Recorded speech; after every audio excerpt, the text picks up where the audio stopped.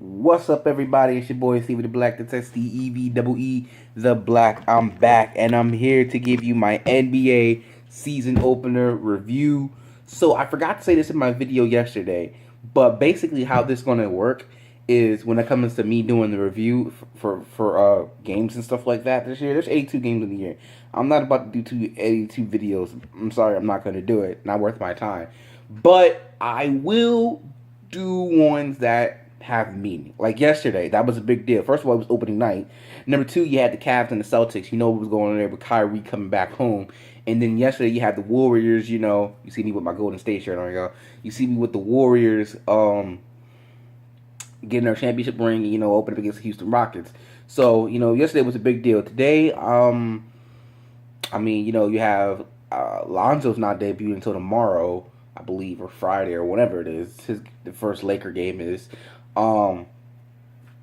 Let's see what else. The Sixers play today, so I might watch that. They're playing against Washington. I think they'll lose that game, but shoot, if they get a win over Washington, I'd be impressed. Like I said, I think the Sixers are going to be in the playoffs this year. They're going to be like at least a 6th seed, if not the 8th. But yeah, I'm only going to do the interesting games. I'm not going to do previews. I may, depending on how I feel about it. But most of the time, I'm going to do probably just a review of the game. Like last year, Christmas, I was watching the game, and then after it was over, I came right in here and made the video. So,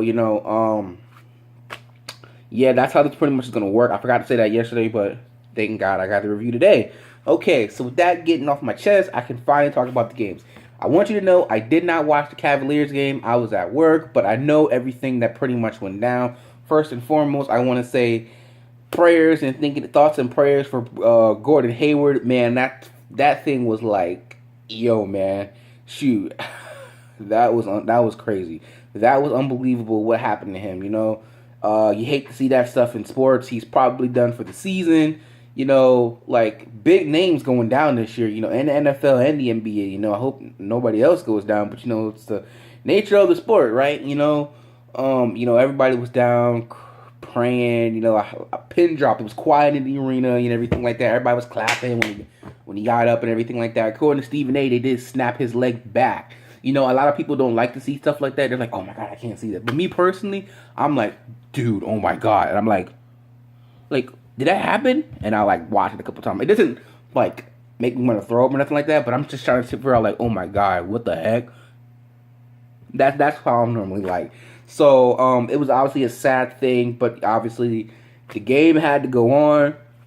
And up until that point, actually, the Celtics were winning. But once he went down, the Cavaliers took advantage and they took control of the game. But the Celtics were able to climb back in and make it interesting. And Kyrie was one missed three away from sending the game into overtime, but unfortunately couldn't get it done.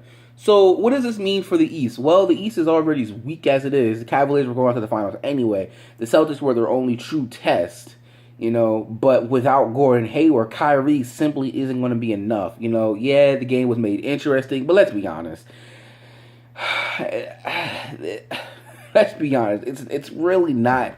It's not going to change anything. Maybe it'll be a game less. I said maybe it'll be 5, maybe 6 games with the Celtics and the Cavaliers in the Eastern Conference Final, but now it might just be a sweep now at this point. Unless they get somebody in free agency or whoever comes off the bench just performs amazing, but I don't see that happening. But the Celtics, it's a shame what happened to him, man, but there's that. Now next on to the Golden State Warriors. They get their championship ring. They reveal the banner. It's an emotional night. They're trying to get another one. KD gets his ring. I seen the picture when everyone's holding the rings. I'm like, why KD ain't smiling? He got his ring. But so the Warriors were basically in control of the whole entire game, pretty much up until the fourth quarter. The fourth quarter, and that is when Draymond went down in the third quarter, but he's able to finish it. But they announced it in the fourth quarter. Yeah, he ain't coming back because he had a leg sprain, I believe they said. He's getting an MRI today. Draymond is the heart and soul of the Golden State Warriors. Steph Curry may be the engine that makes it go. Kevin Durant is what makes them one of the top teams in history.